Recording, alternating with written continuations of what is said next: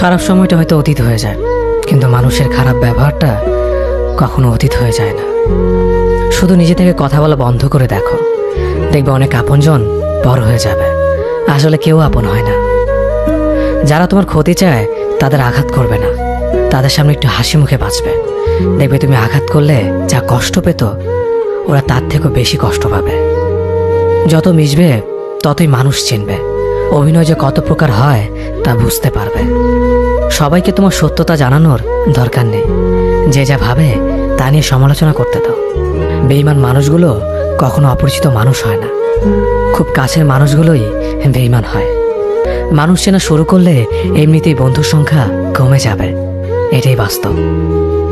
3টি কথা মনে রাখবেন: যে তোমাকে সাহায্য করে তাকে কখনো ভুলে যেও না, যে তোমাকে ভালোবাসে তাকে কখনো ঘৃণা করো না, যে তোমাকে বিশ্বাস করে তাকে কখনো ঠকিও না। ধোঁকা একজনেই দেয়, কিন্তু বিশ্বাস সবার উপর থেকে উঠে যায়।